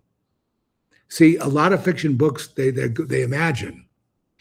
I'm coming from that. I've got the raw material and my guts in there. But then it's not me. See what I mean? It's become a fiction. It's not me. It's not me. But I borrowed on all that. I drew from that power. And that's what makes it better than other books I've written, because it's not like imagining the whole thing. Oh, the other thing I need to tell you is that I need to get all my books in order, because you can buy, last backwards, I have an Italian copy in English, but I can't really sell that here. I need to get that made into a book and new artwork and all that stuff. And it was published in Italy. They did a thing where they published it, and you could get the DVD for Girl Next. Girl Next may become a collector item, you know, but certainly if you have the book and the DVD kind of sucks. We don't have a Blu-ray of it out yet, but you know, you can watch it on Tubi for free and all that. But if you have the book too, the book really goes into a lot of detail about what you're seeing in the movie, which will answer, you know, because a lot of the movie is just like assuming you understand what we're talking about. Yeah, assuming you can riff when we play jazz as opposed to playing classical. You know what I mean? It's making a lot of assumptions on the part of the audience. And of course, your average dolt out there does not appreciate that. You know, could never, you're right, they don't want any art films or anything that makes you think. They just want to be spoon-fed. And if they don't get spoon-fed, they start complaining. If they challenge them to think, they got to start complaining. So, you know, that's what we deal with. And we just don't want to compromise, you know. That's the same thing with the movies we're making. The next two that we're doing, probably both in Europe. Why Europe? Because we're exiled to Europe. We have to make films in Europe. Why? Because we're sort of persona non grata here. We're not really welcome here in the United States. I wasn't welcome here when Society came out. We were sort of banned and nobody would talk to me then. I thought, oh, good, this is coming out. I can get some business. I got no work off of it. They just wanted to stay as far away as they could. And then eventually it hit here, it became a hit. But, you know, the point is that's just the way it goes. So instead of just going through that kind of not learning from that experience, we just go to Europe and stay in Europe. You know, I think in this production, we're talking Italy, and I love Italy. And Italians are very warm, you know, unless you get on the wrong side of them, then it can be a real, boy, you don't want to be around them. But as long as you keep cool with people and you love them, they love you, you know what I mean? You're going to have a lot of good food. You're going to have a lot of a la familia. You're going to have a lot of warmth. You're going to have a lot of funny, you know. I'm not wearing the clown shirt. The girl next clown shirt you're talking about, Paige, we have them at crazedhouse.com, I believe. Yeah. You still have to buy it, but then again, we have to keep the lights on. We can't give it away for free. So, but it's a great shirt. I can tell you this, it's going to be better than all the other shirts. The graphics on it will last longer. Even throwing it in the wash, it'll last longer than a lot of the shirts that you've got. Well, Paige, you're really, you know, kind of blossoming here on the comments. So I'd love to see what you're writing. I encourage you to write something, to create.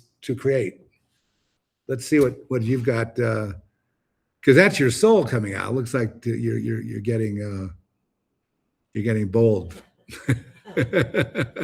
Weird is my superpower. Yeah, I like that. Well, let's see more of that. And you know, it's like I used to tell people, your job being born on earth is to survive. Your job is to not get killed. If you can get through this thing without being killed, you're a winner, totally. You know? So, well, thank you for that. I have to, you know, it doesn't do any good unless I respect myself. Go, Paige, go, says Pia. Yeah. Looks like Paige is at the starting gate. She's at the gate. The horses are at the gate. And away they go. Paige takes off in the first furlong in the lead. Coming around the far corner, it's Paige. Paige out in front by 6 lengths. Paige coming down the stretch, it's Paige. Six lengths ahead of all the other horses. And the winner is Paige across the finish line. Very good. Okay, Paige, you're now in the winner's circle. Okay. And we'll see you next time. I love you guys. And God bless you, all of you. And hopefully we'll see you tomorrow at the latest Sunday. And I'm glad you could join us. And for those listening to the recorded show, I'm glad you could vicariously live through this.